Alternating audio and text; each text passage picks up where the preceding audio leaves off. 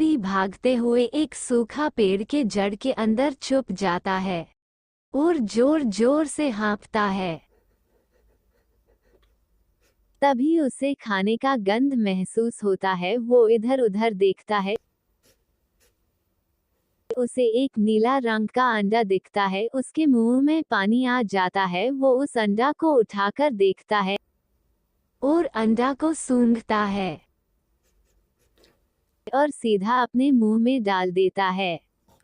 अभी अंडे से कुछ निकलता है और लोमड़ी ने तुरंत अंडे को उगल दिया जमीन में। लोमड़ी ने देखा उसमें से एक छोटा सा चिड़िया निकला है और